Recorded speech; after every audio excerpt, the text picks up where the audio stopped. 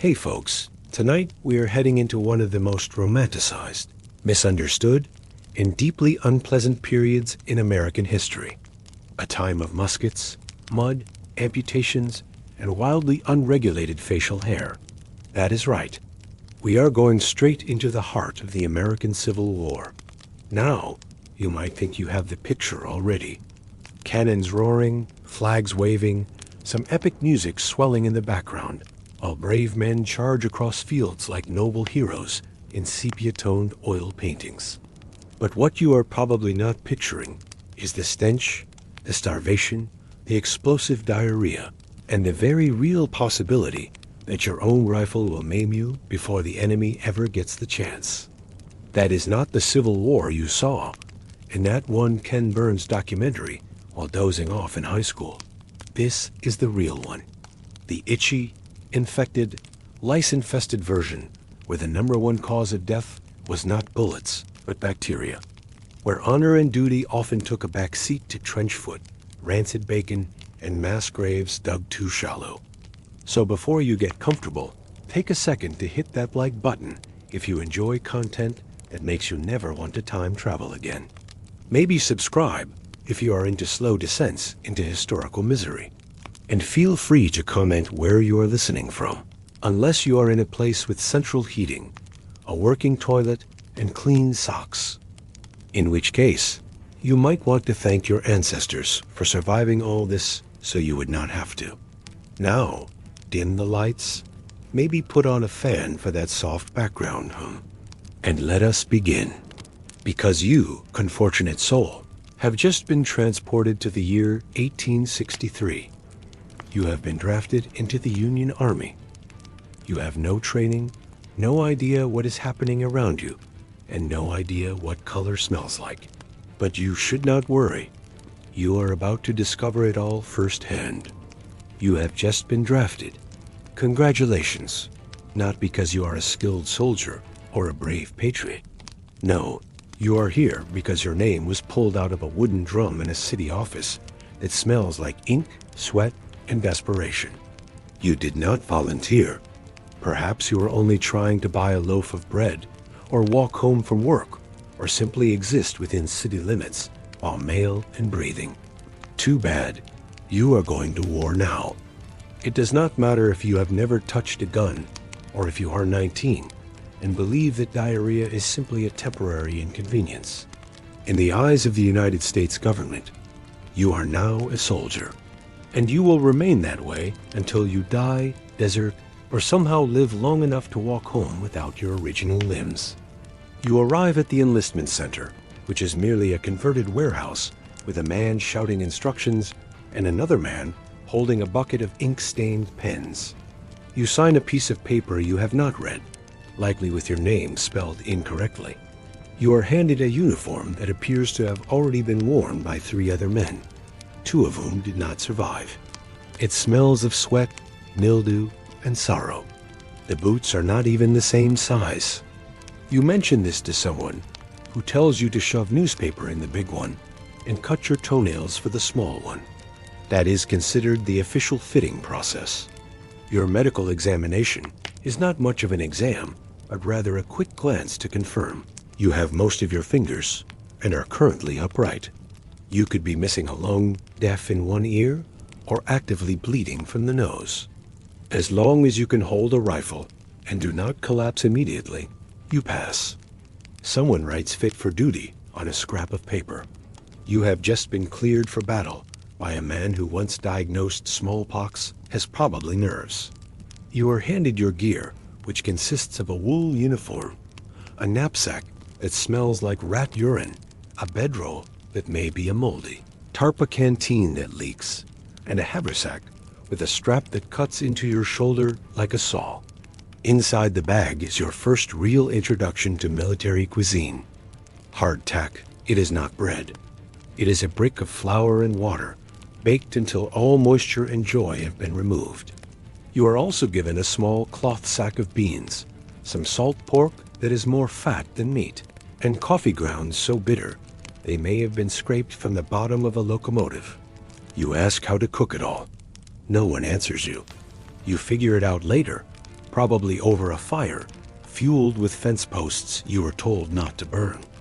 You spend your first night in a training camp, which is simply a muddy field surrounded by tents that do not close, men who snore like oxen, and latrines that overflow by noon. Your bunk is a pile of straw that smells of urine and moves when you poke it.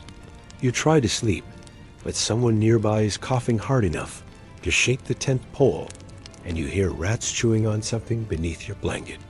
You make a mental note to stop being surprised by any of this. That skill will prove useful. There is no real training schedule. Some days you stand in a field practicing drills under a sun that turns your wool coat into a portable oven. Other days you are digging ditches, moving supplies, or simply waiting for someone to yell your name. You quickly learn that discipline is random, hygiene is optional, and disease spreads faster than gossip. By the end of your first week, you know at least 3 people with dysentery, 1 with typhoid, and another man who just quietly disappeared after a coughing fit turned into blood and silence. Bathing is rare. The camp has a river nearby, but it is downstream from the latrines. So stepping into it is essentially volunteering to dissolve from the inside out. Most men simply give up on bathing altogether. You stop noticing the smell after a while.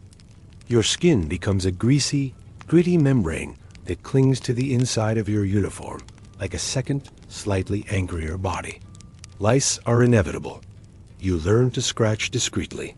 Everyone else is scratching too. You are issued a musket that is older than you are. It is a muzzleloader, which means that to fire a single shot, you must pour powder down the barrel, stuff a lead ball down after it. Ram it with a rod, pour more powder in the pan, pull back the hammer aim, and then pray it does not misfire. If you do it wrong, it explodes in your hand. If you do it correctly, there is still a 30% chance it will misfire because the powder became damp or someone packed the cartridges too loosely. You are taught how to load and fire in formation, which is essentially lining up shoulder to shoulder and hoping that at least half the men do, not shoot themselves or each other in the back of the head. The first time you hear cannon fire, it feels as though the sky itself cracked open. You drop to the ground instinctively. A veteran next to you laughs and tells you to get used to it. They are not even aiming at us yet, he says, picking his teeth with a piece of straw. You notice he only has 4 teeth left. You begin to wonder if that will be you in 3 months. Not the calm part, only the dental part. You are marched for days, not merely hours, days. Dozens of miles over dirt roads, across creeks, up hills, and through forests that appear designed to trip and kill you with every root and branch. Your feet swell and your boots blister. You drink from whatever water source you can find. That includes puddles, streams, and sometimes rain collected from a leaf. Your canteen tastes like rust and algae. You drink it anyway. You learn to walk through pain. There is no stopping for injuries unless a bone is protruding through the skin. Your bowels betray you within the first week. Perhaps it was something in the beans or the water, or simply the stress of eating food prepared by a man who does not understand what boiling means. You cannot be certain, but it arrives without mercy. One moment you are fine, the next you are sprinting to the latrine trench, holding your stomach and praying no one is using it. Unfortunately, someone always is. There is never any privacy. You learn to squat in the woods, wiping yourself with leaves and trying not to sit on a nest of angry ants. You hear someone vomiting in the bushes nearby. You both nod without speaking. Letters from home arrive sporadically. When they do, they are read aloud, passed around, and sometimes cried over. If you can write, you attempt to send something in return, but paper is scarce, and stamps even more so. Ink might be nothing more than soot mixed with spit. You end up scribbling something on the back of an old supply form, using a sharpened stick and someone else, blood-stained handkerchief as a blotter.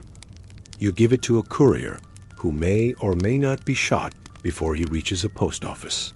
Either way, you have done your part. Discipline is enforced with punishments that range from extra duty to being tied to a wagon wheel in the sun for hours. You watch a man be whipped for stealing coffee. Another is drummed out of camp for falling asleep on guard duty.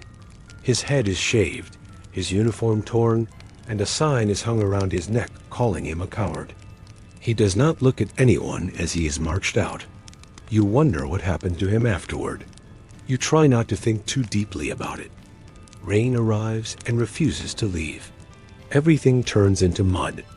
Your tent collapses in the middle of the night, and you awaken soaked, shivering, and chewing on a beetle that wandered into your mouth. You attempt to dry your socks over a fire, but they ignite and melt into a black, sticky mess.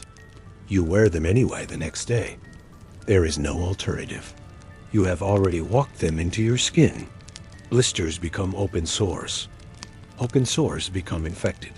Infected feet are wrapped in rags and ignored until they begin to smell wrong. At that point, someone might finally examine them. If they are truly bad, the solution is amputation.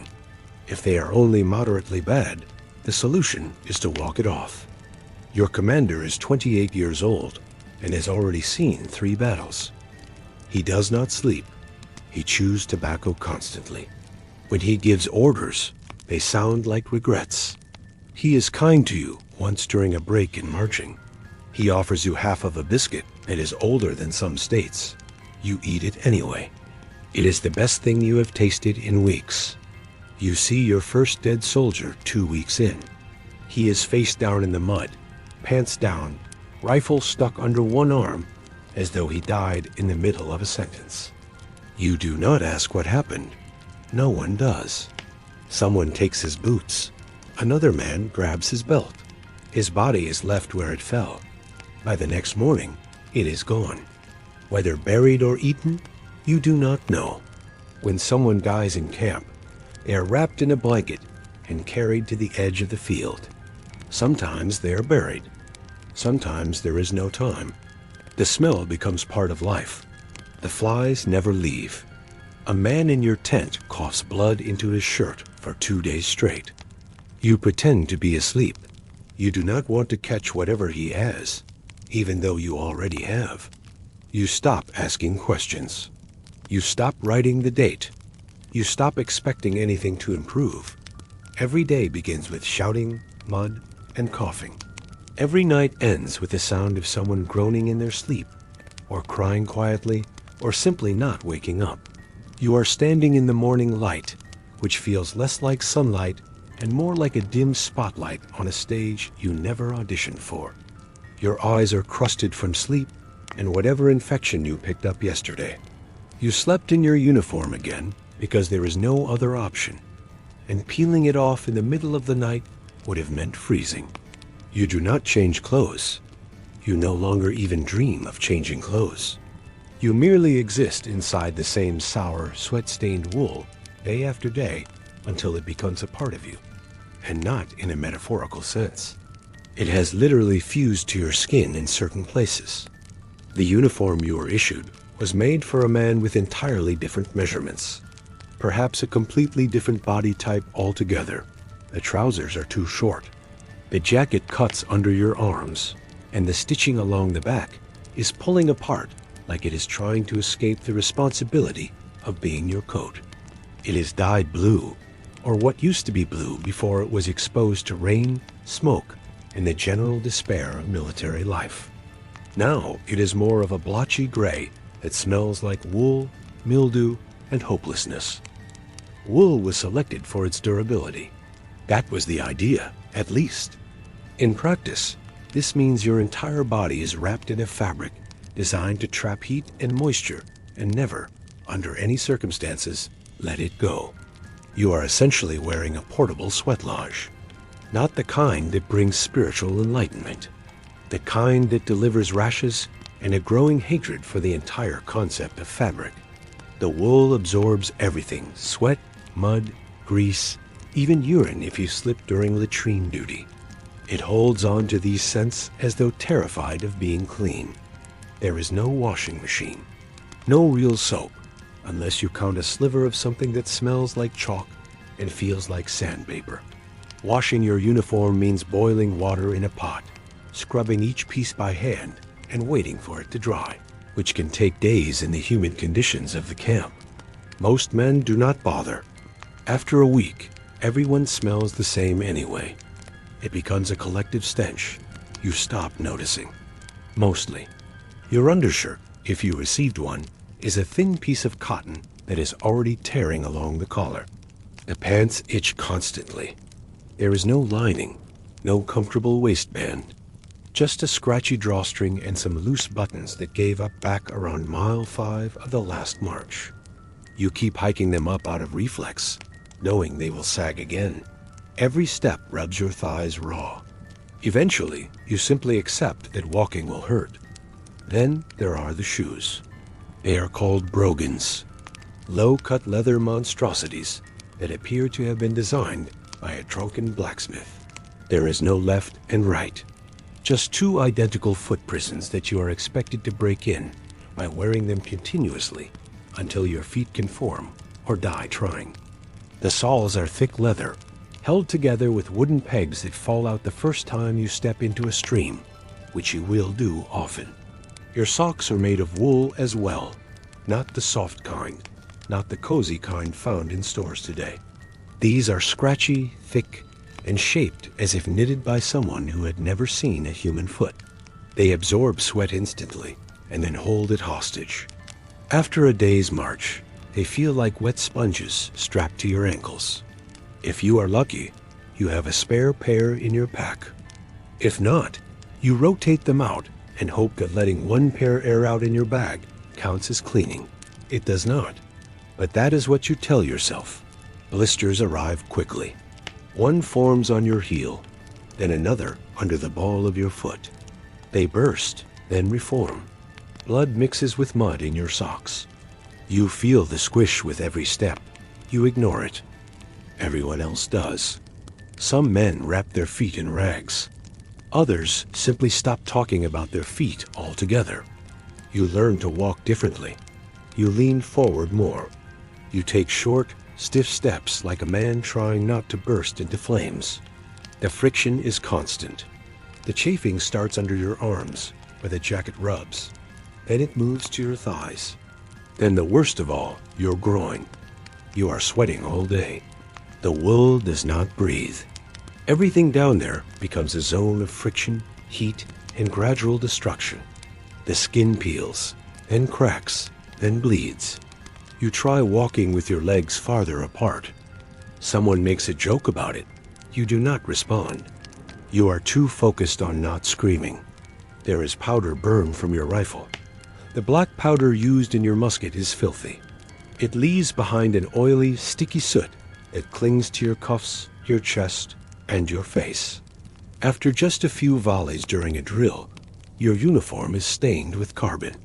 You look as if you have been rolling in chimney ash. You no longer notice.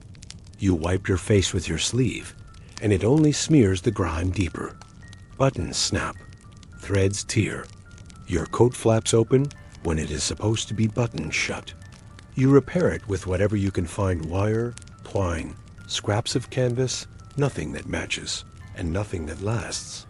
Sewing kits are not standard issue. You give it to a courier who may or may not get shot before he reaches a post office.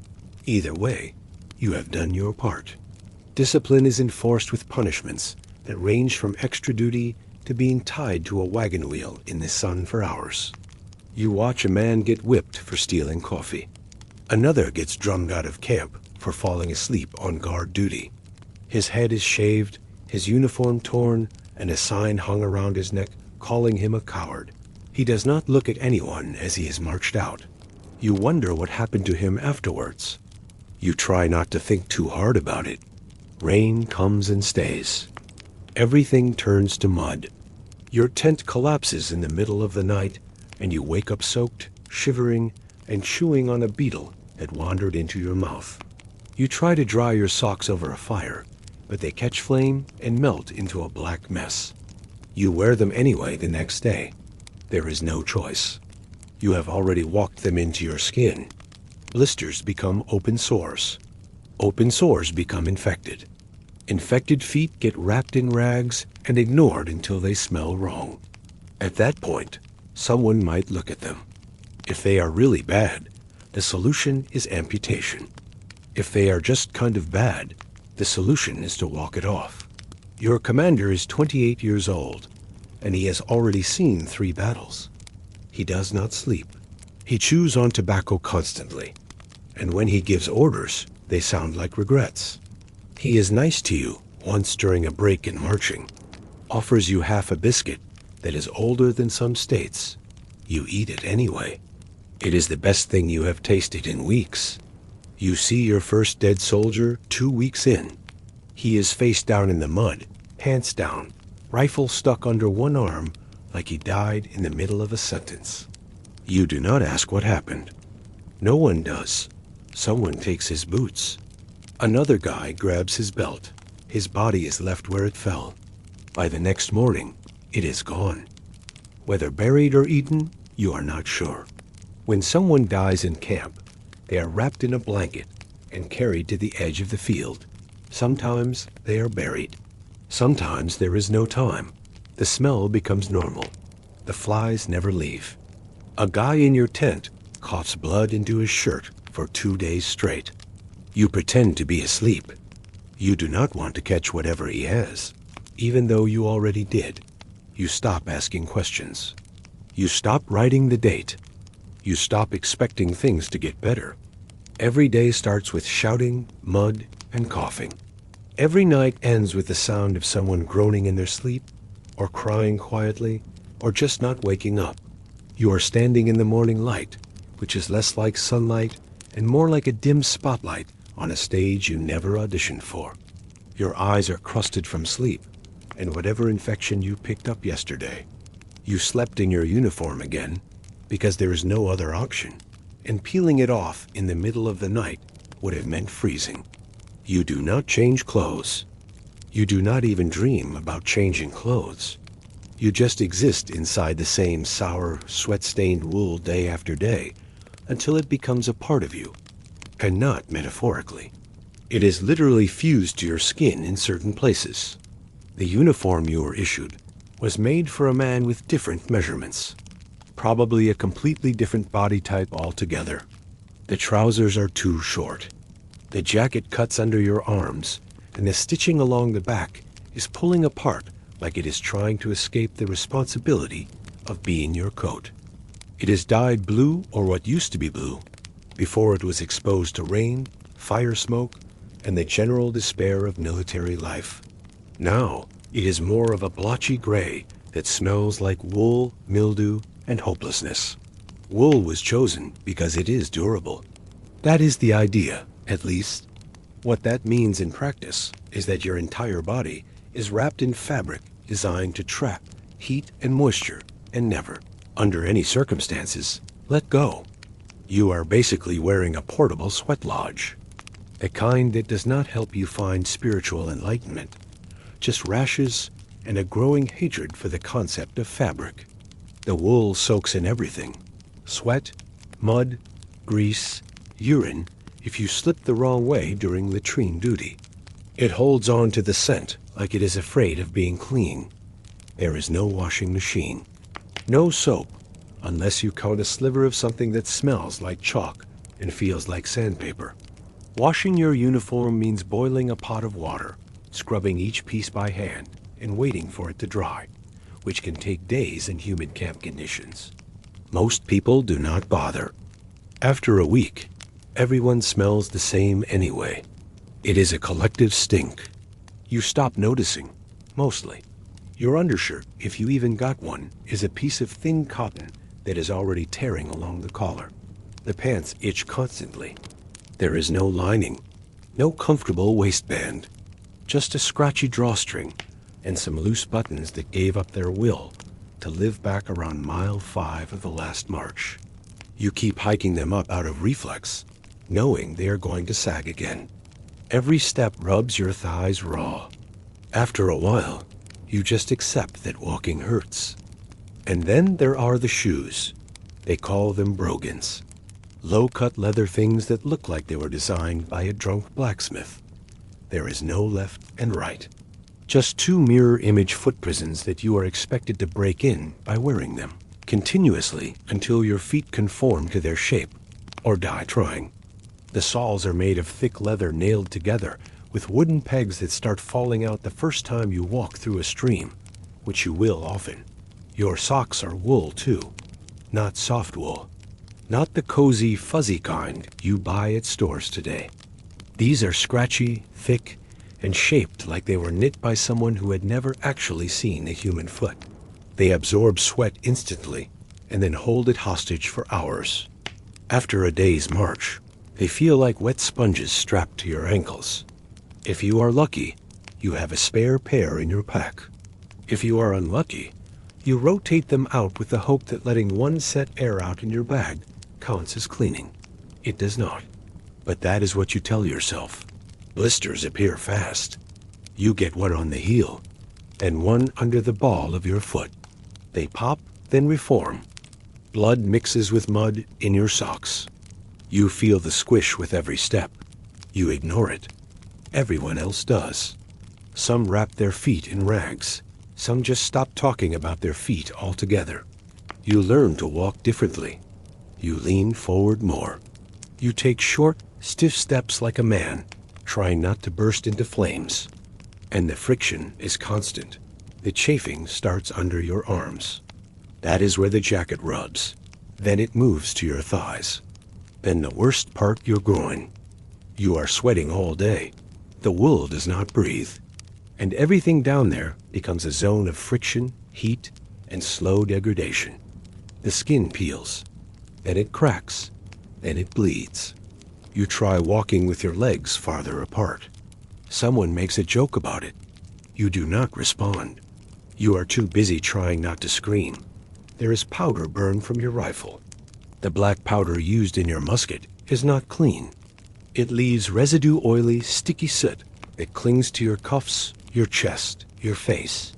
After a few volleys during a drill, your uniform is smudged with carbon. You look like you have been rolling in chimney ash. You do not even notice anymore. You wipe your face with your sleeve, and it just smears the grime deeper. Buttons break, threads snap. Your coat flaps open when it is supposed to be buttoned up. You patch it with whatever you find wire, twine, bits of old canvas.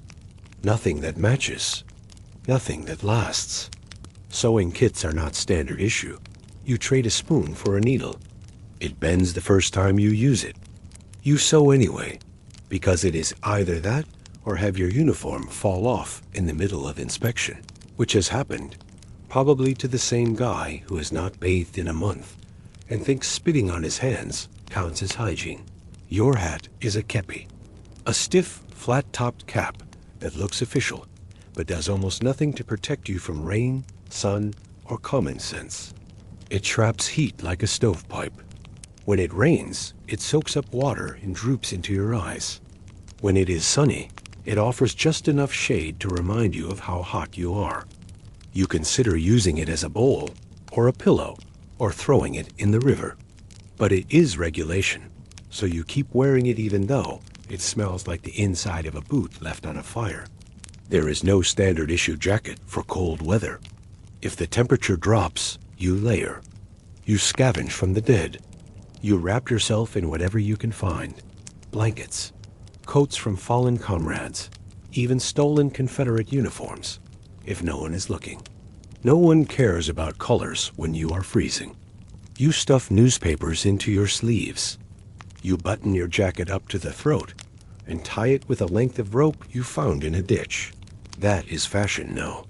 Rain does not stop just because you are not dressed for it. You march through it. You sleep in it. You eat in it. Your wool uniform doubles its weight when soaked. You walk hunched forward, your shoulders dragging under 10 pounds of cold, wet misery. It does not dry overnight. Nothing does. You wake up the next day and put it back on, still damp, still heavy. The smell changes from sweat to mildew. You try not to breathe through your nose. Asterisk, and now that everything itches, pinches, and bleeds when you walk, it is time to go find breakfast. You trade a spoon for a needle. It bends the first time you use it. You sew anyway, because it is either that or have your uniform fall off in the middle of inspection, which has happened, probably to the same man who has not bathed in a month and thinks spitting on his hands counts as hygiene. Your hat is a kepi, a stiff, flat-topped cap that looks official, but does almost nothing to protect you from rain, sun, or common sense. It traps heat like a stovepipe. When it rains, it soaks up water and droops into your eyes. When it is sunny, it offers just enough shade to remind you of how hot you are. You consider using it as a bowl or a pillow or throwing it in the river. But it is regulation, so you keep wearing it even though it smells like the inside of a boot left on a fire. There is no standard issue jacket for cold weather. If the temperature drops, you layer. You scavenge from the dead. You wrap yourself in whatever you can find. Blankets, coats from fallen comrades, even stolen Confederate uniforms if no one is looking. No one cares about colors when you are freezing.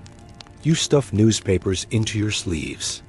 You button your jacket up to the throat and tie it with a length of rope you found in a ditch. That is fashion now. Rain does not stop just because you are not dressed for it. You march through it. You sleep in it. You eat in it. Your wool uniform doubles its weight when soaked. You walk hunched forward, your shoulders dragging under 10 pounds of cold, wet misery. It does not dry overnight. Nothing does. You wake up the next day and put it back on. Still damp, still heavy. The smell changes from sweat to mildew. You try not to breathe through your nose. When you finally sit down after a long march, the first thing you do is unbutton your trousers and lean forward so the air can reach the worst of the chafed areas. It does not help. It just confirms that everything hurts. You pick at a blister on your heel and the skin comes off with your sock. You stuff the bloody fabric back into your shoe and pretend it did not happen. The man next to you is doing the same thing. No one speaks. There are no inspections for comfort. No supply officers asking how the wool feels against your rash. If your jacket is falling apart, that is your problem. If your boots do not fit, cut the toes out. If your pants split, tie them shut with a belt. If you get gangrene from wearing the same sweat-drenched uniform for weeks at a time, someone will make a note on a piece of paper that will be filed away and forgotten in a tent that might burn down tomorrow. You look at the officers, the ones with clean gloves, actual overcoats, and boots that match. You think about stealing their uniforms just for a day, not for status, just for the fit. But that fantasy dies fast. The quartermaster is 3/10 over and has already lost count of how many men he has issued the wrong size pants to. He will not help you. You stop asking. Eventually, the uniform becomes a skin you do not remember putting on. The boots, part of your anatomy. The pain, just background noise behind the hunger and the fear. You forget what clean clothes feel like. You cannot imagine the sensation of cotton that does not make you itch, or boots that do not smell like wet meat. You dream of it sometimes. A fresh shirt, a dry pair of socks. But you wake up to the same damp wool, the same chafed thighs, the same unrelenting rub of discomfort that follows you everywhere. You get dressed without thinking. The buttons fall off. The seams tear. The cuffs fray. You fix what you can, ignore what you cannot, and keep moving. Because no one cares if you are uncomfortable.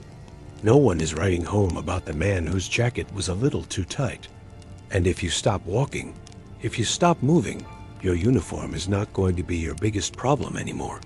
And now that everything itches, pinches, and bleeds when you walk, it is time to go find breakfast. You wake up in a tent, if you can call it that. Canvas pulled tight over wooden poles, fraying at the seams, sagging in the middle from last night's rain. There is no floor, just earth. Mud if it rained, dust if it did not. Your blanket is damp. Your breath fogs the air. And something just scurried over your foot. You tell yourself it was a beetle, It was not. It was a rat, one of many. You shift to sit up and immediately regret it. Every joint cracks like a brittle twig.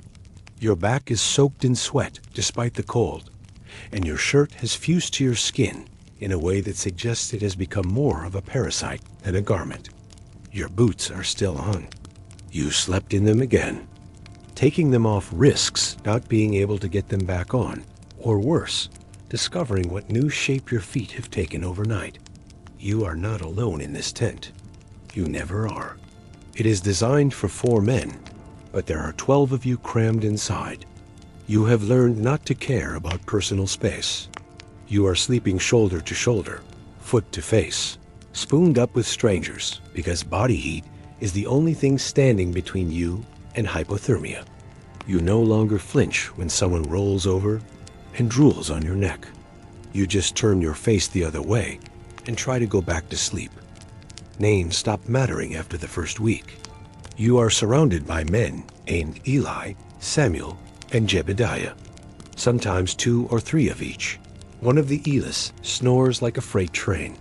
Another has a chronic cough that has not gone away since he joined up. You think he might be dying, but he keeps getting up every morning, so maybe not. Maybe that is just what breathing sounds like now. One man never speaks, just sits there sharpening a knife he never uses. Another sleeps with one eye open and talks about a mule he left behind like it was his wife. Someone is always humming. Someone is always farting. Someone is always praying under his breath, like he is trying to bribe God for an early discharge. You do not ask questions. You do not want to know the answers.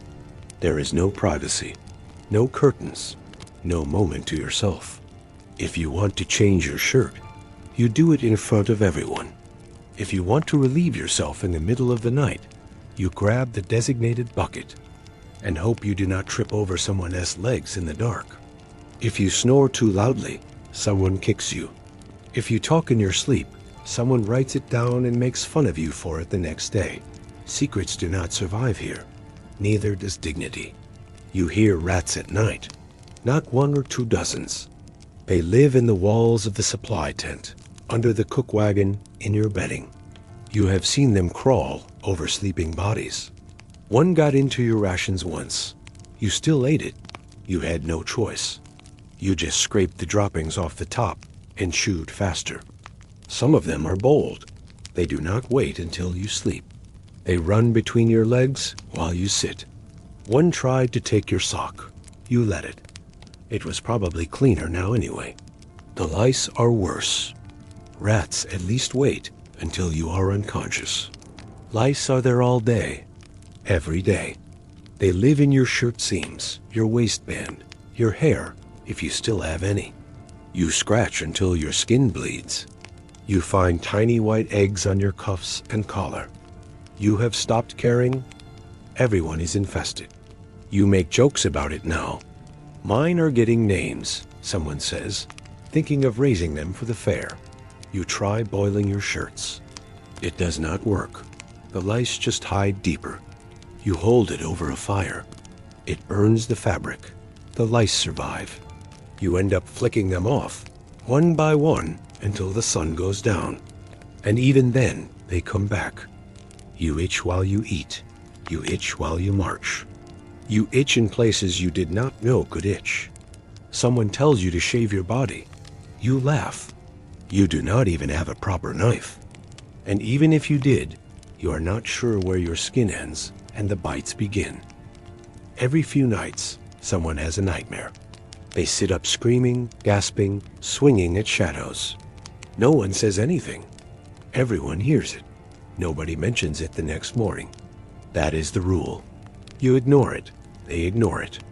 Eventually, the screaming just becomes part of the background noise, along with the rats chewing on biscuit crates and the man in the corner crying into his blanket. The smell in the tent is indescribable. It is sweat, mold, rotting fabric, dried blood, unwashed feet, and something else, something sour and human and constant. You stop smelling it after a while, the same way you stop noticing the taste of spoiled meat if you eat it enough. It is in your nose. It is on your clothes. It is who you are now. The lice survive. You end up flicking them off one by one until the sun goes down. And even then, they come back. You itch while you eat. You itch while you march. You itch in places you did not know could itch. Someone tells you to shave your body. You laugh. You do not even have a proper knife. And even if you did, you are not sure where your skin ends and the bites begin. Every few nights, someone has a nightmare. They sit up screaming, gasping, swinging at shadows. No one says anything. Everyone hears it. Nobody mentions it the next morning. That is the rule. You ignore it, they ignore it, and eventually, the screaming just becomes part of the background noise, along with the rats chewing on biscuit crates, and the man in the corner crying into his blanket. The smell in the tent is indescribable. It is sweat, mold, rotting fabric, dried blood, unwashed feet, and something else. Something sour and human and constant. You stop smelling it after a while. The same way you stop noticing the taste of spoiled meat if you eat it enough. It is in your nose. It is on your clothes. It is who you are now. You learn to sleep light. Any noise could be a rat in your bedding, a fight breaking out outside, or someone throwing up from bad coffee and stress. Once a man died in his sleep, 2 tents over. No one noticed until morning. He looked peaceful. That is how bad it has gotten. A dead man looked better than most of the living. Space is limited, so arguments break out over everything. Someone moves your blanket. Someone eats your cracker. Someone touches your tin cup without asking. Suddenly, fists are flying. It is over in seconds. No one wins. Someone bleeds, someone swears, and then everything goes back to normal. You think about getting out of the tent sometimes, maybe sleeping under a tree. Then it rains again, and you remember why you stay. You have memorized everyone's breathing patterns. You can tell who is sick by how they wheeze. You know who sleeps on their back, who twitches, who mutters old Bible verses under their breath. You know which man grinds his teeth, and which one talks about his girl back home until he falls asleep. They are your family now, in the way that rats in a sinking ship are family. Everyone is just trying to survive until the next sunrise. Once you found a snake curled in someone's boots. Another time, someone woke up with a centipede crawling across his chest. You just brushed it off and kept lying there. Getting up would have meant putting your feet on the cold ground. And honestly, the centipede was not the worst thing that had touched you that week. The tent leaks always. There is no patching it.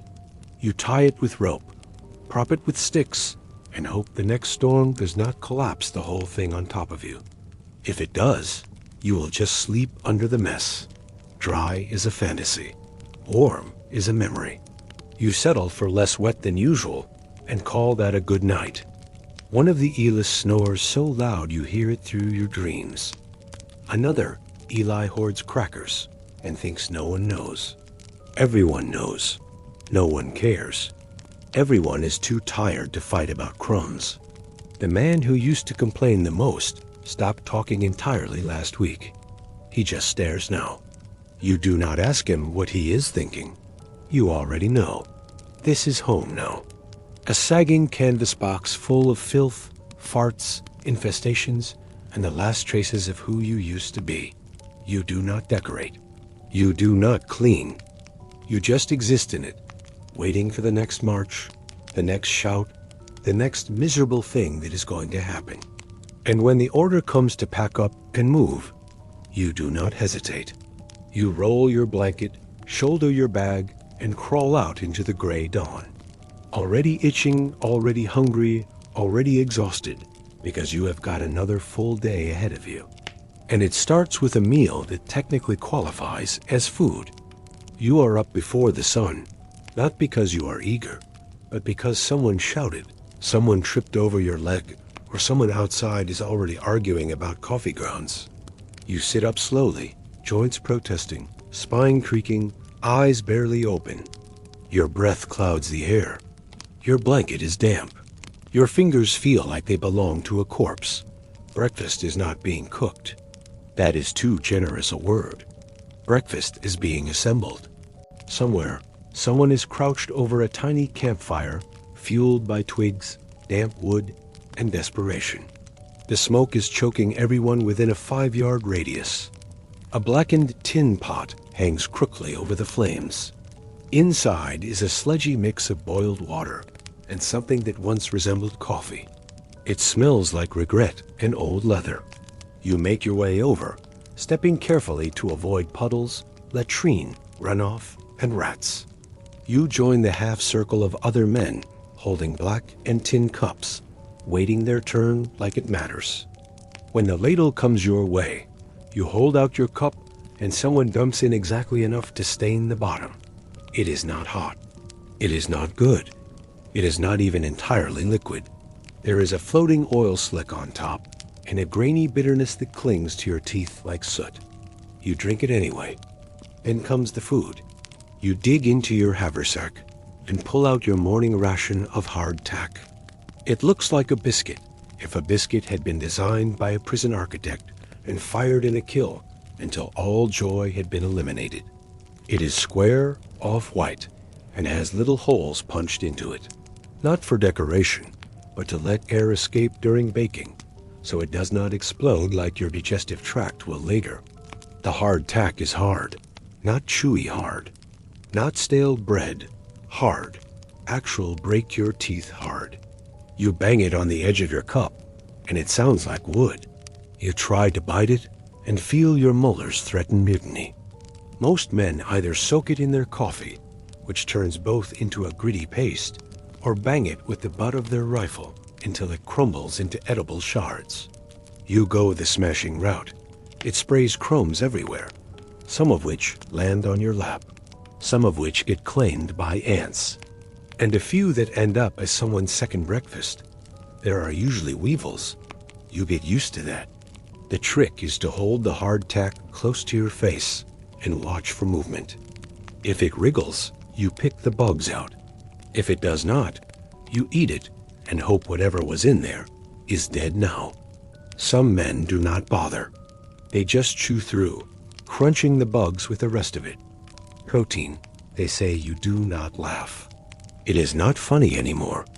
If you are lucky, and that is a big if, you might have salt pork. It comes in slabs. Thick, fatty, slimy slabs that smell like brine and rot. The fat outweighs the meat 10 to 1. You try slicing it thin, frying it over the fire if you can get a pan, or just gnawing on it raw if you cannot wait. It is so salty, it puckers your cheeks. You chew through gristle, swallow grease, and feel it sitting in your stomach like a brick of regret. Later, it will remind you why nobody runs after breakfast. Beans are a maybe. If someone found a sack of them in the last supply shipment, you might get a scoop. Barely cooked, half-hardened, burned on the bottom, and undercooked on top. They taste like whatever the pot was last used for. Sometimes ash, sometimes gun oil. You do not ask. You eat. There are days when you do not even get that. Days when the wagon did not come, the firewood ran out, or the quartermaster is still arguing with a local farmer over some stolen chickens. On those days, breakfast is just water, or worse, the promise of breakfast later. You wait. It does not come. You go hungry again. Eating is not a communal joy. It is a grim transaction between you and whatever you can shovel into your mouth, fast enough to not share. There is no conversation, just chewing, coughing, and the occasional grunt when someone drops their only spoon into the fire. You do not offer yours. Spoons are gold. You would fight over one if it came down to it. You have seen it happen. Everything is slower than it should be. You get stuck waiting behind a supply train for what feels like an hour while your legs cramp and your water runs out again. Someone gets impatient and tries to push ahead. They are shouted back. You all move like cattle, branded, herded, forgotten. Rain turns everything to sludge. Mud pulls at your ankles like it wants to keep you. You lose your footing every few steps. Your pack drags behind you like a soaked corpse. You slip once, land flat in the muck, and have to crawl to the edge just to get upright again. Everything you own is soaked. Again, you try to shake it off. It does not help. You smell like rot and defeat. There are nightmares too. You thought those would bring rest. They do not. Sometimes command decides you are moving under cover of darkness. The logic is not explained. You march by lantern light, or no light at all, stumbling through fields and forests, hoping you are not stepping on anything alive. You hear owls, wolves, distant gunshots. You keep moving and never know when it will end. Sometimes it is 20 miles just to dig trenches. Other times you pass the town you thought was your destination and keep walking. Then you reach a place that is not a camp at all, just a burned-out grove with no supplies and a dozen bloated corpses to bury. There is no reward, no arrival. Just the same lice, the same pain, now in a slightly different location. When you stop, your legs keep twitching. You sit and feel the shaking. Your knees pop when you try to stand again. You feel older than your years. You look older too. The grime makes everyone gray. Fatigue pulls your face down like gravity, is tired of subtlety. And then the officer says you are moving again tomorrow. At dawn, you lie down in your wet blanket, eat whatever is left in your bag, and try to sleep while your calves spasm and your feet throb like someone beat them with hammers. You stare up at the tent ceiling or the clouds or nothing at all, and you wonder how much farther you can walk before something inside you breaks and does not heal. The morning does not begin so much as it happens to you. You open your eyes to a sky that does not care, a breeze that smells like wet wool and open latrines, and someone nearby coughing like they are trying to evict their own lungs. You stretch just far enough to remember your back hurts in 3 places. Then you pull your gear together with the dull efficiency of someone who has done this too, many times to waste energy pretending it is new. You crouch by the fire pit. The embers are almost dead. Someone is poking at them with damp twigs and yesterday's coffee grounds. The smell is somewhere between scorched iron and failure. You offer your canteen lid to scoop some in. The liquid is mostly hot, mostly brown, and entirely disappointing. It tastes like someone steeped a burnt boot in dirty water. You drink it anyway. You need something in your stomach, even if it is just disappointment. Nearby, a man screams. You do not jump. You know that sound.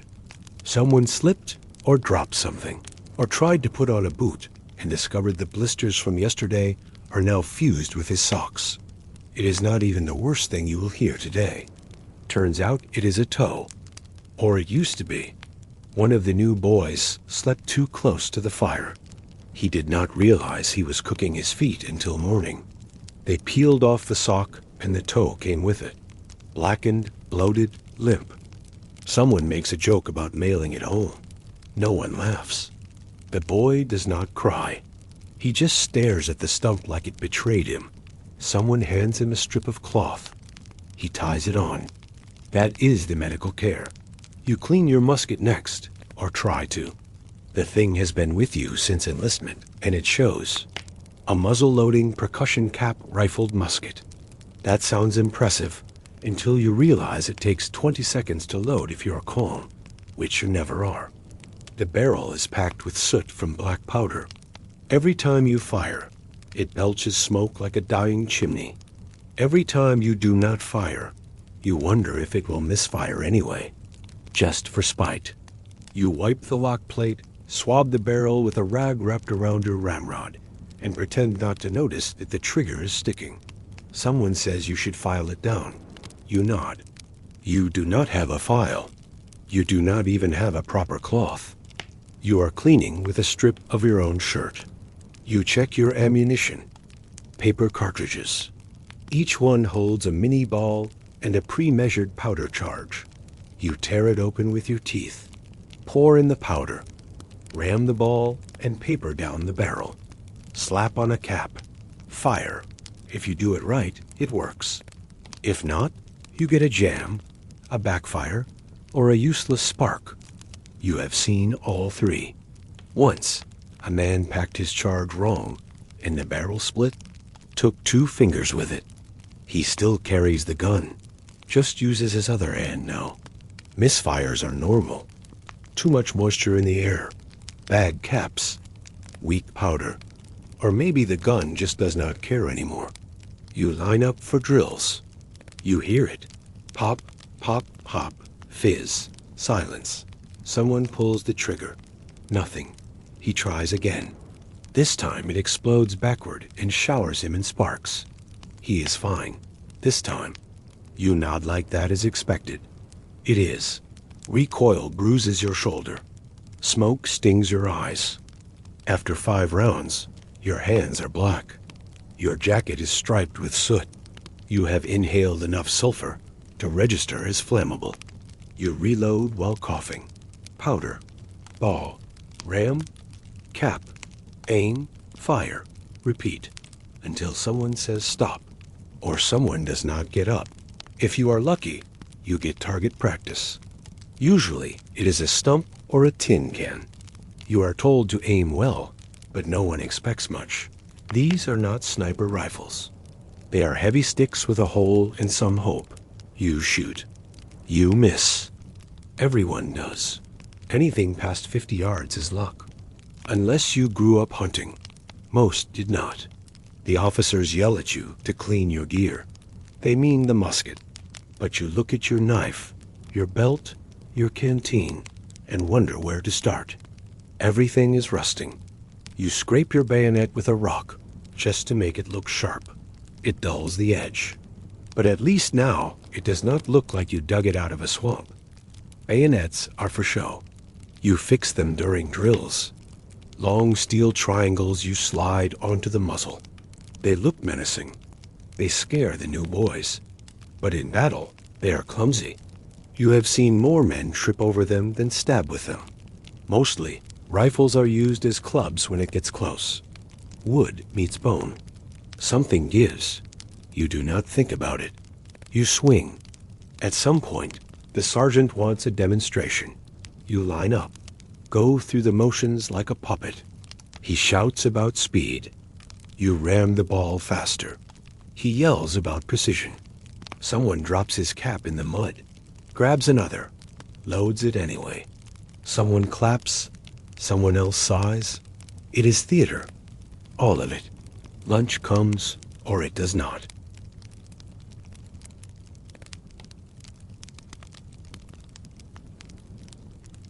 You will regret it later, but thirst does not wait. Someone refills his canteen from a puddle. You say nothing. Later, a man tries to shoot a squirrel. His musket misfires. The squirrel survives. The man swears. Everyone else watches the fire burn low, waiting for darkness. Your musket stays beside you through it all, even when you sit, even when you sleep. You clean it when you can. Curse it when you have to. It is your burden. Your maybe savior. You never trust it. That is wise. It has never earned your trust. And when the fire dies and a man limps back into camp missing a toe, you lean your weapon against a rock, stretch your bad shoulder, and stare into the dark. Because tomorrow, if the thing fires, it might be into another human being. You do not realize how fast things can go wrong until you hear the word medic, and then you wish you had not. Someone yells it across the field or the tent or the tree line, and suddenly everyone moves. Not quickly, not efficiently, just enough to make space. Nobody wants to be near whatever is bleeding. It is not superstition. It is self-preservation. There is no real medical corps. No ambulances with sirens. Just a couple of men with a stretcher that smells like rot and dried sweat, and a surgeon with blood on his apron that never fully comes off. You see the blood first. Not fresh red, but that deep brownish black that means it has been seeping for a while. Then comes the smell. Metal, meat, Filth. It hits you like smoke from a grease fire. You stop breathing through your nose. You watch as someone is carried in, half-conscious, leg twisted in a way that suggests the bone is either shattered or is trying to escape his body. There is a hole in his uniform, another in his thigh, and more blood than you thought one person could lose and still blink. He is not screaming yet. That is the worst part. He is just looking around, like he is not sure where he is. That look never means anything good. The surgeon is already moving. No introduction. No explanation. He does not ask how the injury happened, because he does not care. What matters is whether the man can be saved, and if not, how fast he can be cut apart before the next one arrives. There is no anesthesia. That is not a budget issue. It is just 1863. Ether exists, but you will not see much of it. Chloroform too, if you are lucky, but supplies are short, especially in field hospitals. Most of the time, the only painkiller is a stick to bite, or a bottle of whatever whiskey has not been drunk by the guy with the band playing outside. You are handed the stick. You bite it. It splinters. The tools are laid out on a canvas cloth. A bone saw. A few knives. Forceps. Some items that look like they were stolen from a butcher shop. Nothing sterilized. That is not a thing yet. Germ theory is still considered a fancy idea in European books. Here, if it looks clean and has not rusted through, it is ready. You notice the blade still has dried blood in the teeth. That was from the last patient, or maybe the one before him. They start cutting. No warning, no countdown. One man holds you down by the shoulders, another by the legs, and the doctor just digs in. It is not surgical. It is brutal, quick and deep. You feel everything. The slicing, the tugging, the crack of your own bone being pulled away from your body like a log being snapped over a knee. You scream. Everyone does. It is not shameful. It is expected. There is no silence in a field hospital, just screaming, sometimes moaning, sometimes praying. Once in a while, someone starts reciting Bible verses between gasps, like they think it might earn them an easier death. It does not. If you are getting something amputated, it goes fast. That is the one upside. The surgeon has done it 100 times before. He finds the limb, makes 2 quick cuts, one to peel back the skin, another to saw the bone, then ties off whatever is left with a strip of linen that used to be a shirt or a curtain. Blood spurts. It always does. You might pass out. That is the ideal outcome. There is no stitching. They do not close the wound. They pack it with lint. Maybe wrap it in rags. Hope the bleeding stops. If it does not, you bleed out. If it does, you get to spend the next several days lying in a tent full of flies, praying the rot does not set in. The pile of limbs grows outside. No, that is not a metaphor. There is an actual pile. Arms, legs, feet, sometimes hands, tossed into a heap because there is nowhere else to put them. The ground is too hard to dig graves, and no one wants to bury a leg anyway. They just rot in the sun, swarmed by flies and dogs. You try not to look at it when you walk past. Gangrene sets in quick. It starts as a smell, then a color. Then the skin turns black and starts to fall apart. You do not need a doctor to tell you what it means. If they catch it early, you lose more of the limb. If they do not, you lose the rest of you. It spreads fast through tissue, through muscle, through the bloodstream. You go from wounded to dead in under a week. And most of that week is spent moaning under a blood-soaked blanket, while the man next to you quietly asks God to be done already. There is no morphine for most of you. That is for officers or guys with connections. The rest get whiskey. Maybe. If you are lucky, you get a strong enough dose to go numb before the blade hits. Usually not. There is also opium. But it is rare, expensive, and poorly understood. You might get a spoonful, might not. Either way, the pain is coming. Infection is constant. Every wound turns red, then swollen, then hot, then foul. You see pus. You smell death. There are no gloves. The surgeon goes from patient to patient with the same stained apron. Wiping his hands on it like that somehow counts as cleaning. You saw him pull one guy's arm off at noon and then dig a bullet out of someone else's stomach at 1. No change of instruments, no wash basin, just a bloody rag and another scream. Your wound gets wrapped in whatever fabric is available, sometimes clean, often not. You change your own bandages, or your tent mate does, if he is still alive. There is no nurse. Just other soldiers, also wounded, helping each other out of sheer survival instinct. One guy passed out while cleaning another's leg. No one blamed him. They use maggots sometimes. They do not tell you. But you notice when your bandage twitches. Turns out maggots eat dead flesh and leave the live stuff alone. It is disgusting. But it works. Some swear by it. Others lose their minds and try to claw them out. That usually does not go well.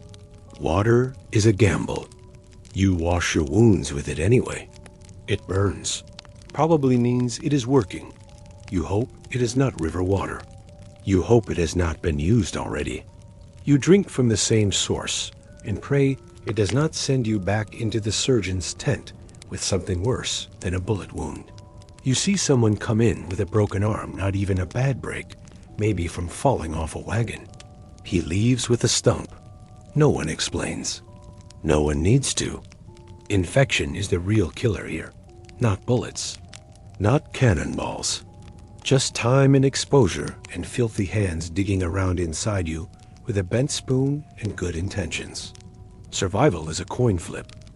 One guy walks in with his side torn open and lives. Another takes a scratch to the knee and dies 2 days later, screaming about fire ants crawling under his skin. No one is keeping statistics. No one has time. The surgeon sleeps 2 hours a night, standing up, covered in blood. His assistants do their best. One of them threw up during a sawing once. He still sawed. That is the bar now. If you do not collapse, you are helping. You hear someone say they would rather die than go under the knife. You nod. You have seen what under the knife looks like. You have smelled it. You have heard the aftermath. You know that the lucky ones pass out before the pain catches up. The unlucky ones scream until their throat gives out and then scream some more in silence. And later, if you survive, you get a medal. Or maybe just a crutch made from a fence post and a pat on the back from someone who's not looking you in the eye. Either way, the saw keeps working. The pile gets bigger and the war keeps going. You need to go. Not eventually. Now. Your stomach has been twisting since breakfast. A mixture of burnt coffee, spoiled salt pork, and whatever bacteria is currently squatting in your intestines like an uninvited guest. You clench. You breathe. You know what is coming. And you also know there is no real solution for it. Just the latrine, if you can even call it that. There is no building, no outhouse, no stall, no seat, no walls, no lock, just a trench. A shallow ditch dug by someone with a shovel, and absolutely no illusions about what it is for. There might be a plank across it, or there might not be. It depends on how long it has been since someone tried to upgrade the experience.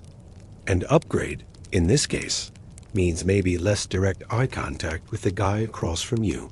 You walk over, holding your gear out of the way, looking for a spot that is not already overrun with flies, footprints, or yesterday's catastrophe. There is not one. The smell hits before you even reach it.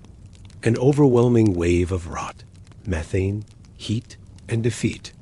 It smells like something died, got embarrassed, and died again. You gag. Everyone gags. You still have to squat. Privacy is not an option. There are 50 men using the same trench. Some are already there, pants down, knees shaking, trying to pretend they are somewhere else. Others are waiting nearby, pacing, groaning, clenching like it is a military drill. No one talks, no one jokes. It is not funny anymore. It was funny the first day. That wore off fast. You try to make eye contact with no one. You squat carefully, feet on uneven mud, hoping your balance does not give out mid-process. The last thing you want is to fall. You have seen it happen. Once you fall in, you never come back the same. Toilet paper does not exist. You know that already. You have come prepared a wad of leaves, maybe a strip of cloth from a ruined undershirt. If you did not, you will improvise. Moss, bark, an old sock you swore you would not need again. Someone once used the corner of a hard attack wrapper. He bled for 2 days. You wipe as gently as possible and still feel like you have sanded yourself raw. There is no water to clean with, no soap. You just pull your trousers up and pretend it is fine.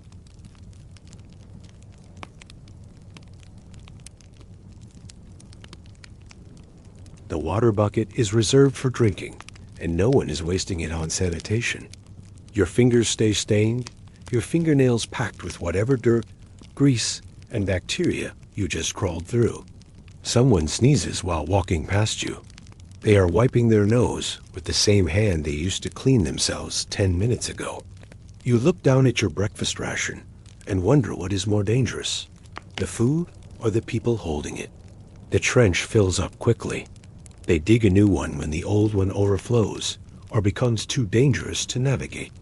By too dangerous, we mean someone fell in and did not come out without help. Sometimes they just cover the old one and dig the next one 10 feet away. There is no system, no long-term plan. Just holes in the ground and a vague sense that things are getting worse. Rain turns the trench into a swamp. The waste does not disappear. It floats. It spreads.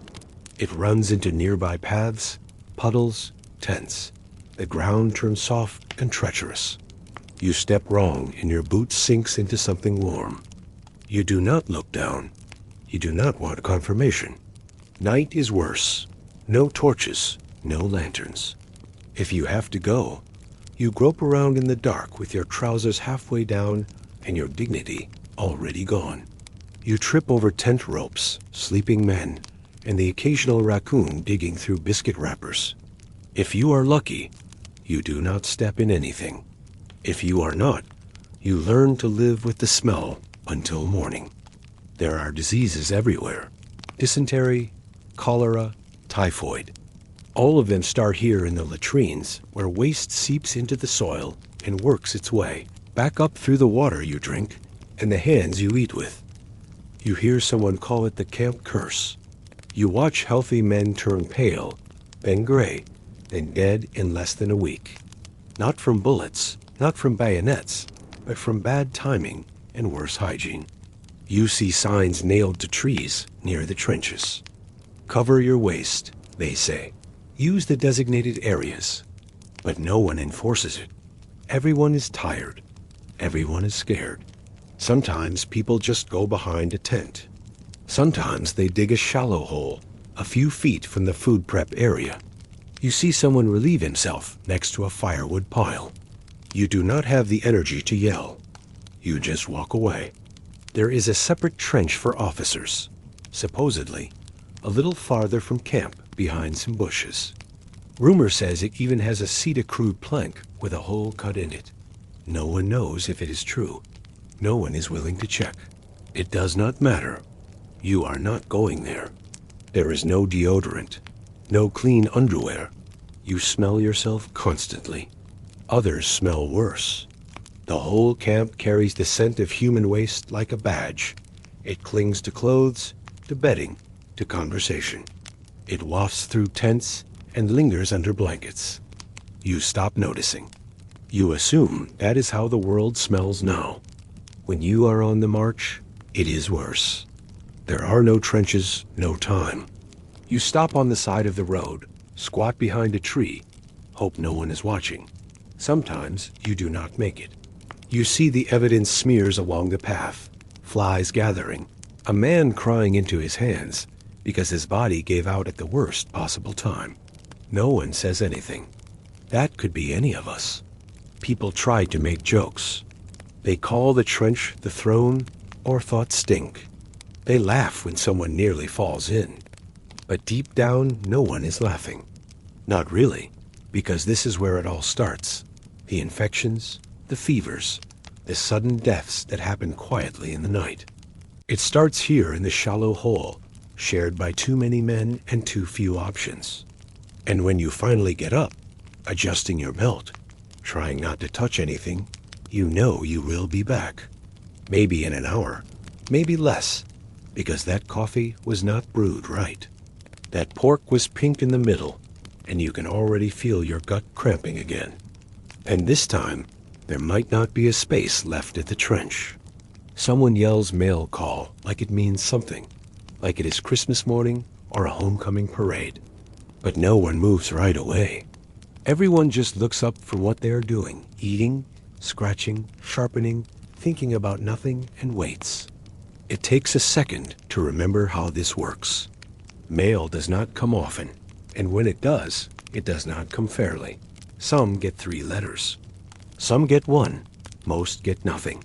The mail is a sack. Canvas, stained, creased, probably used for onions or musket rounds last month. A corporal opens it like he is performing surgery.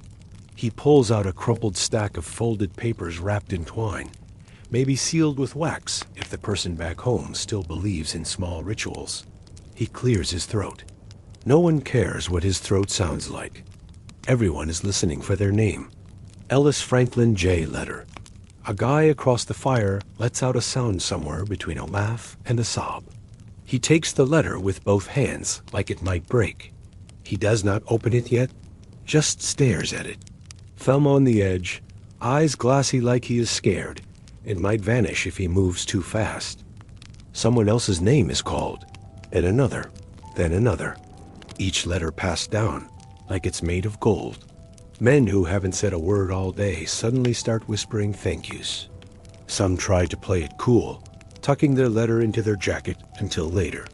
Others can't wait. They unfold it right there on the spot, eyes scanning as fast as they can, lips moving silently like they're trying to taste the words before they disappear. You wait, listening for your name. It doesn't come. You pretend you didn't expect it. You chew on the inside of your cheek. You adjust your head. You scratch your arm even though it doesn't itch right now. Just something to do. You tell yourself it's fine. You've gone longer. Maybe next time. Maybe the letter's late. Maybe it got lost.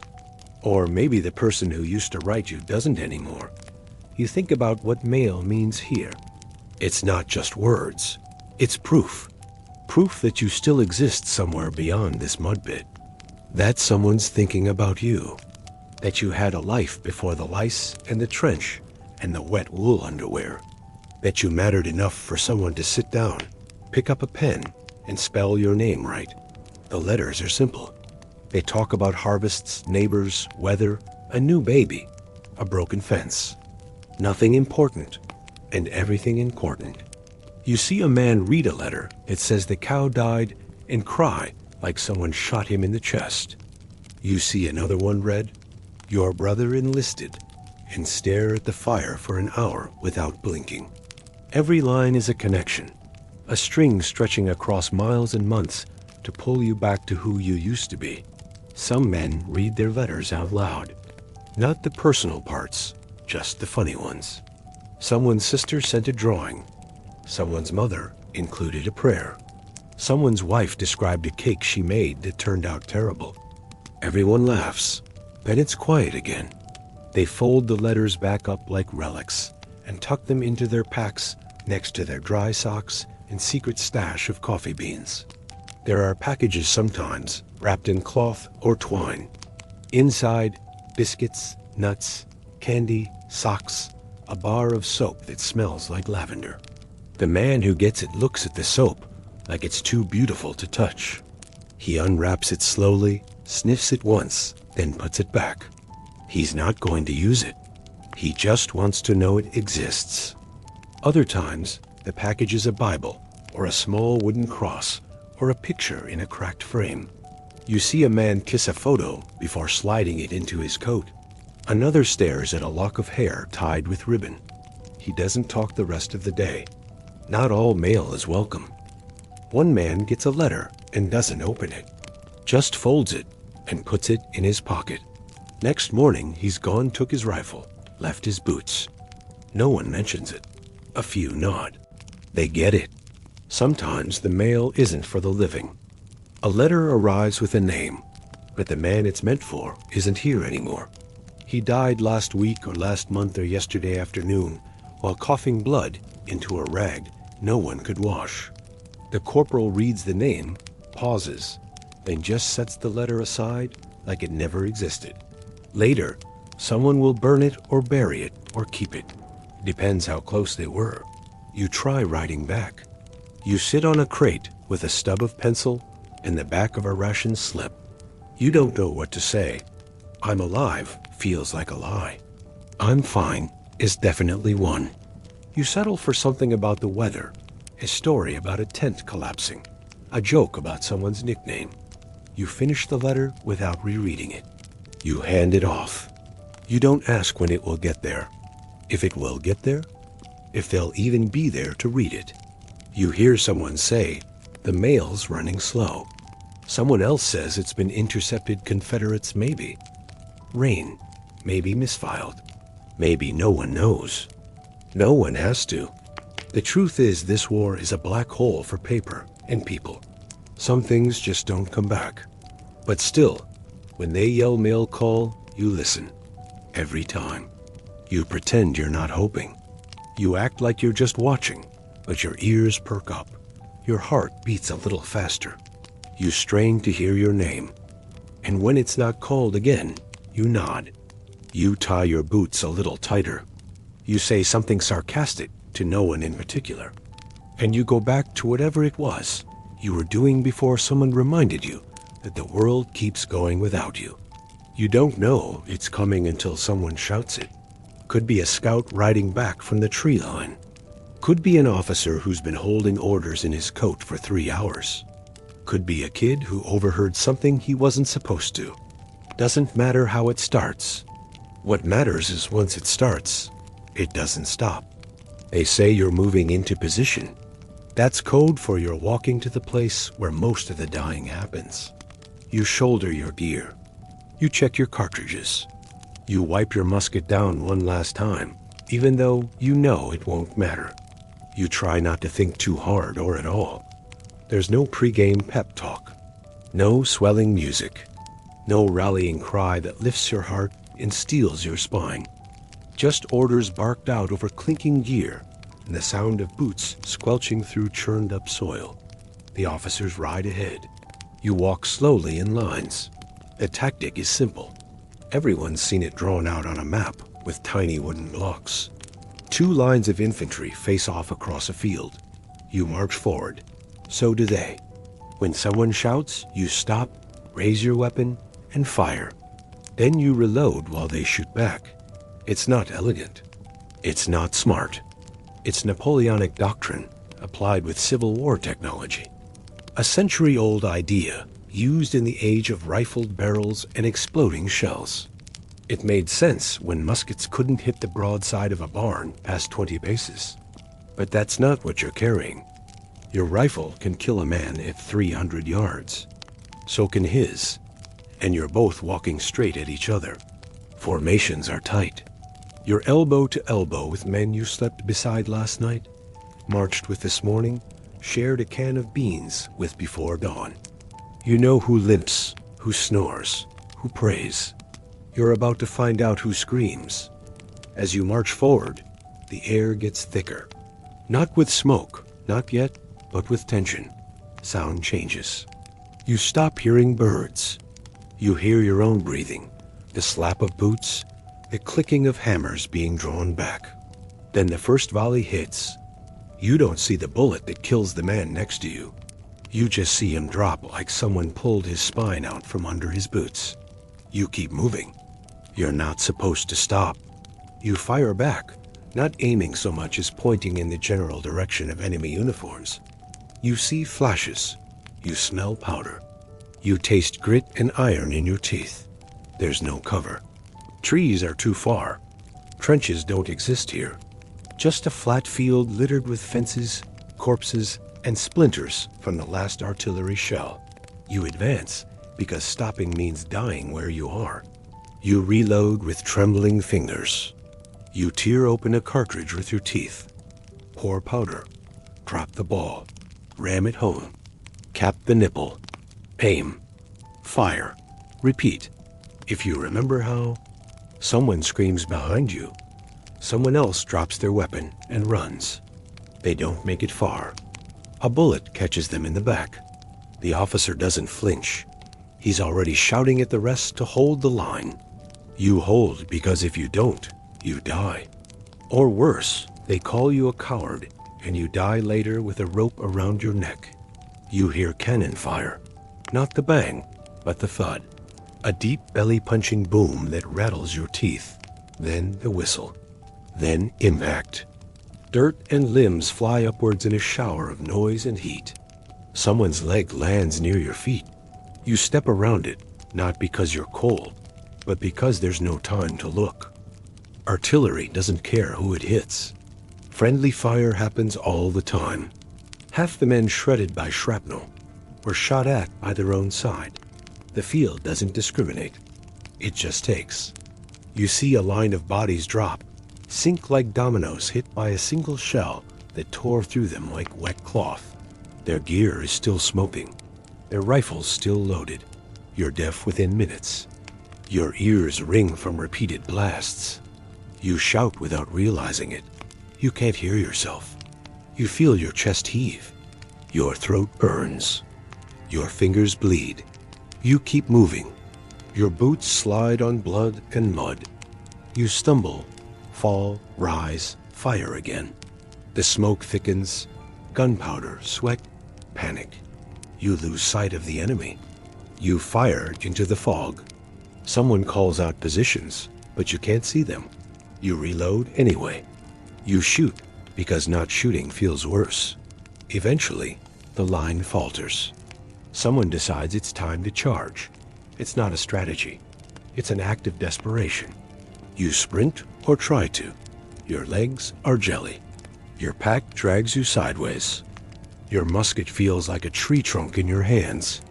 You trip over a dead man. You barely register it. You just run. Hand-to-hand combat is chaos. Bayonets aren't elegant. They don't pierce. They rip. You lunge at someone you don't know. In a uniform you've been trained to hate, and you both end up in the mud, grappling, screaming, swinging rifles like clubs. Someone brings a knife. Someone else uses a rock. You see teeth get knocked out, eyes gouged. You feel a fist hit your temple, and black stars bloom across your vision. Then someone pulls you off. You don't know if they're friend or foe. Doesn't matter. You're still alive. The fighting drags on for hours, sometimes all day. Sometimes it ends when the sun goes down and everyone's too exhausted to keep murdering. The field is quiet except for the moaning. Always the moaning. You walk back to your line, or what's left of it. The man to your left is gone. So is the one to your right.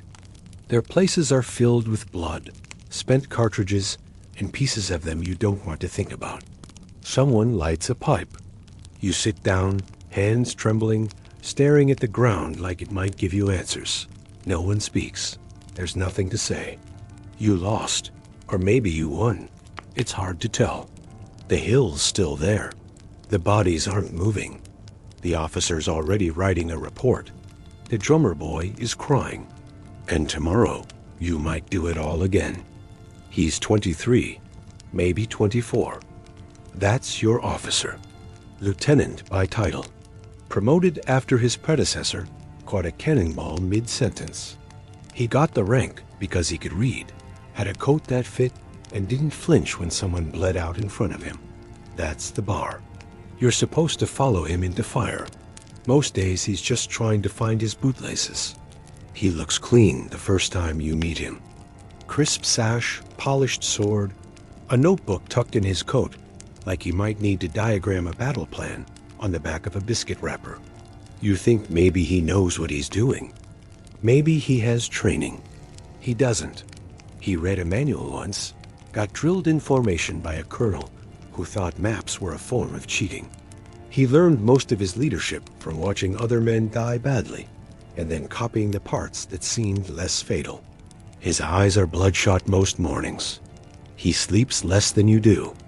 Not because he's up reading tactics, but because he's scared. You can see it. He paces before a march, whispers to himself during inspections, rubs the back of his neck, like there is a voice there telling him how many will die if he gets it wrong again. He tries to act like he has commands. He barks orders. Most of them are repeats of things he heard someone else yell first. Half the time you follow them just because it's easier than arguing. The other half, you ignore him because what he's saying would get you killed. He notices, doesn't press it, picks his battles, the ones on paper. Anyway, he writes letters constantly, orders, reports, condolences. At night, by firelight, you see him scratching out names on a list, replacing one Private Thompson with another. Sometimes he just writes unknown. Sometimes he skips the paperwork entirely and throws the list in the fire. You respect that more. He carries a pistol. It misfires as often as your musket does. He hasn't drawn it in 3 weeks, except once, when 2 men in your company started fighting over a piece of soap. He fired into the air. Everyone froze. He didn't say anything. Just lowered the gun, walked back to his tent, and sat down like someone had just informed him the war was going to last another 10 years. He talks to you occasionally, nothing important. Asks how your boots are holding up. Tells you not to scratch your lice too loudly during inspection. Gives a nod when you hit a target during drills. He's trying. You give him that. But when the shells start falling and the smoke thickens, he's not a figure of inspiration. He is a silhouette you follow, because it is either that or wander straight into the line of fire. He's already gotten a dozen men killed. Some by mistake, some by miscommunication, some because someone told him to hold a position that no one should have held. You don't blame him out loud, but you know. Everyone knows the hill was taken, then lost, then taken again. And at the end of it, half the company didn't come back. But he did. So did you. So here we are. He remembers their names. That's the part that makes it worse. You catch him staring at empty bedrolls some nights. He walks past where someone used to sit, stops, then keeps walking. You hear him say things under his breath, like he's reciting names in order, trying not to forget or trying not to remember all at once. He's been wounded once. A Gray's upper arm bled like it mattered. Everyone gathered around, thinking maybe this was it. Maybe someone else would take over. He didn't cry out. He just gritted his teeth, ripped off a strip of his own sash, and wrapped the wound like a tourniquet. Then he gave the rest of the sash to a guy with a busted toe and walked off. Barely flinched. You think he wants to die sometimes? Not in a suicidal way, just in a maybe if I catch the next round, I can stop doing this kind of way. You recognize that look. You've seen it in the mirror. He gets letters too from a sister, maybe, or a girl back home, maybe a widow. Now, no one asks. He reads them alone. Sometimes he doesn't open them at all. Just folds them and puts them in his coat pocket, like there's something fragile he's not ready to break. He drinks. Not more than anyone else, just enough to soften the edges of reality. A sip here, a full cup there. It doesn't help. The war seeps in anyway. You can see it behind his eyes when someone new arrives, and he's already thinking about whether they'll still be breathing next week. One time, a new recruit asked him how to survive a battle. He just laughed. Not loud, just a single dry sound that felt like it cost him something. Then he said, "Don't be where the bullets are." That was it. The closest thing to advice he's ever given. He walks the line before battle, checks cartridge boxes, asks if anyone needs powder, makes sure your bayonets are fixed, but his hands tremble sometimes. Just for a second, just enough to remind you he's 23, that he's guessing like the rest of us, that every command could be the one that gets someone else killed. After battle, he writes names again, crosses them out, reassigns gear, sends men to dig graves. He doesn't attend burials. Not because he's heartless, but because if he did, he'd never stop standing there. You don't hate him. Not really. You don't worship him. He's not a hero. He's not a leader by destiny. He's just the guy who didn't die first. And in a war like this, that's all it takes. There's no such thing as free time in camp. Only time you haven't been ordered to use yet. When you're not marching, drilling, digging, or dying, you sit, you stare, you wait. The hours crawl, heavy and slow, broken only by coughs, groans, and the occasional shouted argument over whose turn it is to stir the coffee sludge. So eventually, someone starts playing music. It starts small. A harmonica, a fiddle, a banjo with half its strings. Some guy in your unit turns out to be half decent at fingerpicking, and suddenly he's a celebrity, not because he's good, just because he knows 3 songs and has all his fingers. You sit around the fire while he soars away at the strings, making sounds that might have been considered joyful in a different lifetime. In this one, it's just something that drowns out the moaning from the medical tent. The music isn't loud. Nothing is. It's cautious, like everyone's afraid of enjoying it too much in case someone drops dead in the middle of the second verse, which has happened mid-song. Someone slumped over, face in their mess tin. The music stopped, then started again a few minutes later, quieter, slower, same song. Some men singing badly.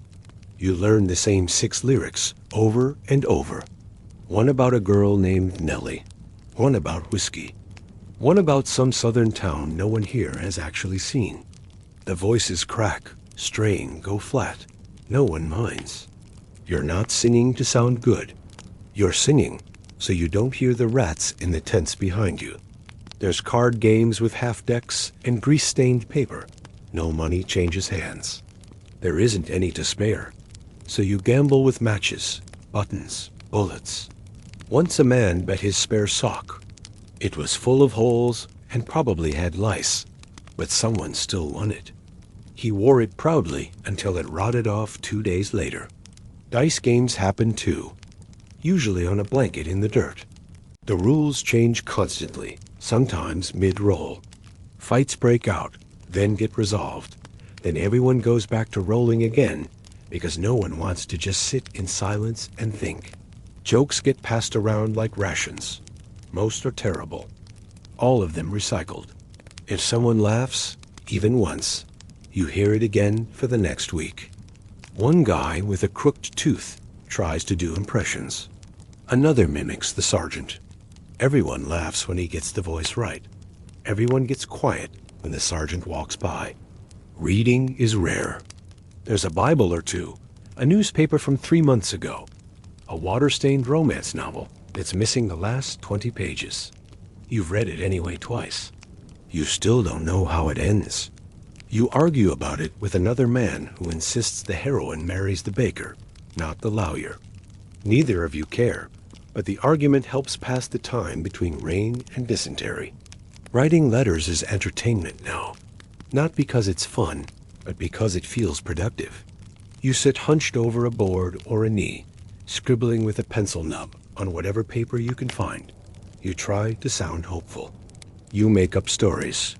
You draw little maps.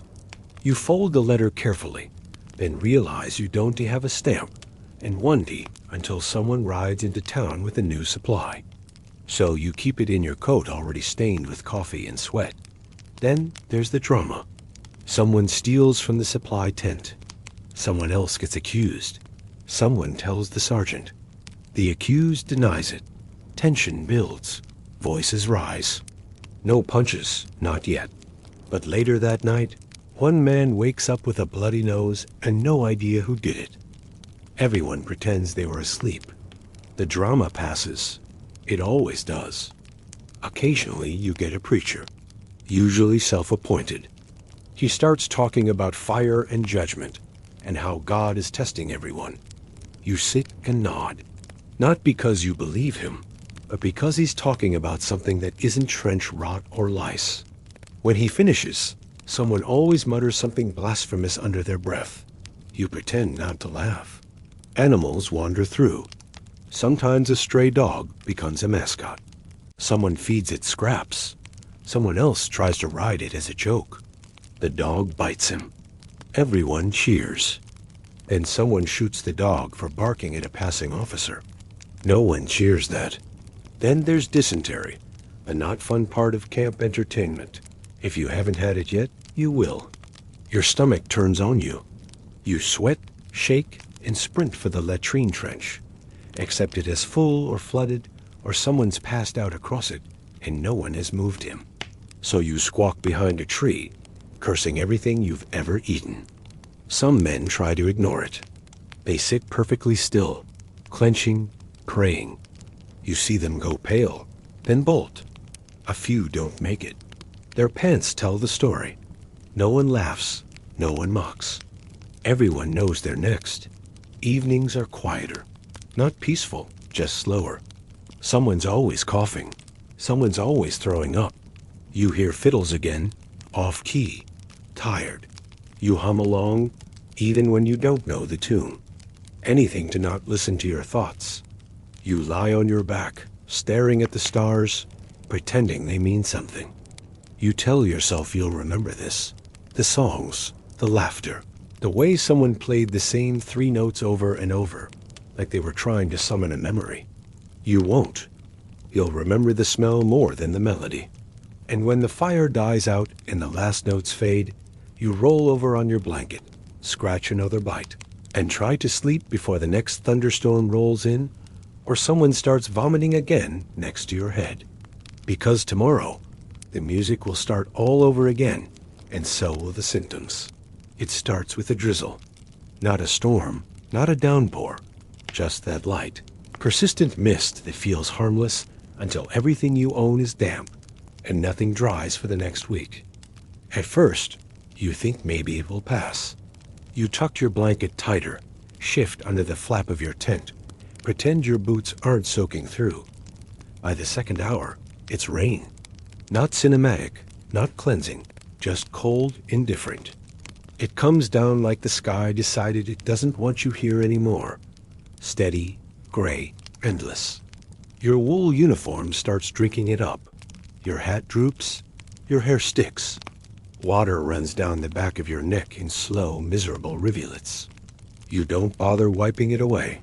It'll just come back. The sergeant says, "It's time to move out." No reason given, no destination explained. Could be repositioning, could be retreat, could be someone finally read a map upside down and decided you've been camped in the wrong valley this whole time. All you know is that you're walking again. The ground was bad before. Now it's a swamp. Your boots sink half an inch with every step, then fight back with a suction sound like the earth is trying to eat you. After the first hour, you stop trying to walk around puddles. There's no point. The road, if it ever was a road, is gone. Just churned up muck, covered in broken fence rails, collapsed wagons, and the occasional half-buried supply crate. Your pack weighs more now. Water found its way in. Your blanket's heavier. Your coat's heavier. The straps on your canteen stretch and dig deeper into your shoulder with every step. You want to shrug it off just for a second, but you know better. Once it's off, it's twice as hard to put back on. You keep walking. The column stretches for miles. Or maybe it just feels like it. You lose track of where you are in the line.